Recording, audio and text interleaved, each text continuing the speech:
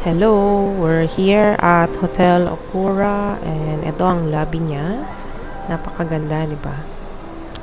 Ang klase, tingnan. And medyo maraming nag-check-in today. Ayan. So, paglagpas mo dito, dun straight ahead is the restaurant. So, dun din yung breakfast buffet na kakainan natin bukas ng umaga. So, napakaganda ng view. Meron pa nagpe-play ng piano. Very relaxing talaga itong place na ito. Nakakatuwa. So, dyan sa restaurant na yan, yung Yawaragi din, yung I did a review about it before. So, you can check my blog for the written review about it. So, here, meron tayong mga pastries. So, in case na magutom ka, pwede ka kumain dyan. Order ka lang.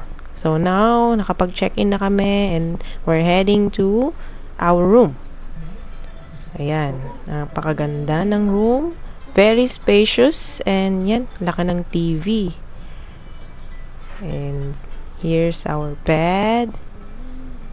Very nice room. Okay. And then, yung CR, ang laki. Ang daming pwedeng gawin. Enjoy sigurado si Bagets dito. May bathtub pa. Hiwalay yung shower and yung toilet bowl. Napakaganda. Ang linis tignan. So, here sa window, makikita mo yung building na yan. I'm not sure if that's the Sheraton or kung ano mang Newport Hotel yan or probably the Newport Mall ata. So, yan, a bridge away lang. So, walking distance, ang dali pag magsha-shopping ka or kakain. And let's go back to the room and we have this coffee machine. Of course, meron din tayo nitong capsule. Meron din creamer and sugar and sweetener, may tea. So, here, we're going to the swimming pool. So, yung on the way out, ito, meron tayong makikita mga bonsai. Ang gaganda, di ba? Very aesthetic. So, yung itong way natin palabas, on your left is the gym and to your right is the onsen. Hiwalay syempre ang male and female. And free to use yan, ha? So, here, dito sa swimming pool, yan, kitang-kita nyo, malawak siya, very spacious and open na open. Kaya, sunog na sunog ka niyan pag nag-swimming ka whole day. Pero very nice ang view. Pag dyan sa balcony, check mo. And ang ganda dito ng design. So, yan. Pag diniretso mo dyan, makikita mo yung airport. And eto, let's go back dito sa onsen, no?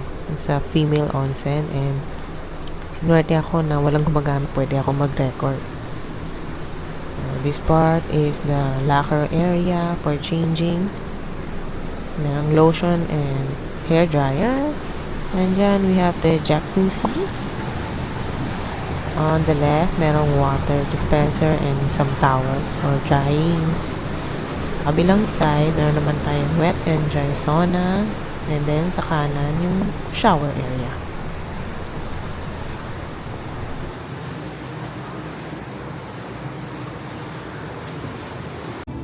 Now, let's move on to the gym. And makikita mo dito, ang daming facilities na pwede mong magamit. And may treadmill, may stationary bike, may pang lifting. Hindi ko na alam ang tawag sa iba, pero halos kompleto yung mga kagamitan niya dito. So, kung gusto mong ma-maintain ng weight and body, yan, punta ka dito after mo kumain. And yan. Wala rin masyadong gumagamit. So, you're free to use all of them. Okay, good morning. And ito na. Breakfast buffet na tayo. Excited na ako kung ano ang handa nila. Sabi nila, Japanese inspired daw. So, let's check it out. Ito, makita natin, Western style. May bacon, sausages, and hash brown na walang laman. And then, egg station. So, we have yung sunny side up and omelette. Moving on, we have salads. And skipping this area na hindi nilagyan ng food, we have the next part, that's bread section, na ang daming pastries pagpipilian. Syempre, hindi naman mawawala yung waffle, pancake. Ayan, dami silang ibang flavor na pwede mong tikman, kakaiba rin. And then, meron silang taho din. So, isa ito sa mga gusto ko. So, let's move on. The next part is the noodles. So, meron silang parang Chinese style and Japanese. Yeah. Yung seasoning, kompleto. And ano to? Dim sum na siomai. And then we have more soup.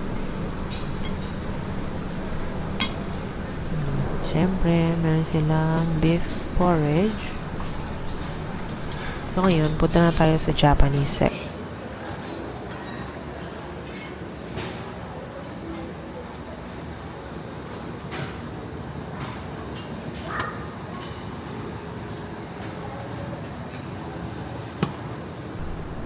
So, ngayon, let's move on to the Japanese section. Ito medyo malaking area din. Ayan. May cereal pala. But there's raw fish. Cured fish, Ayan. Meron siya wasabi, like soba. Maki. Okay. Marami siyang selection ng maki dito. Pakabusog ka dyan. And na-try ko siya. Masarap naman. Kaya lang ayokong fill up ng carbs. So, ayan. Salad. Japanese salad. Dahil pagpipilian. Tasawa ka dyan. Kabilang side, we have beans. Sausage. Beef steak. Parang halo-halo din pala dito. So, noodles and rice.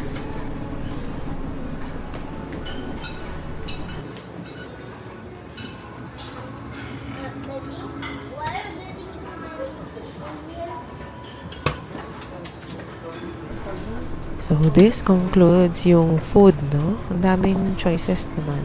Majority is Japanese food. Ayan, hindi mo makikita yung iba sa ibang hotel na breakfast. So, you should try it out. So, yan, mga juices. Yan. And fruits. Okay. Let's eat.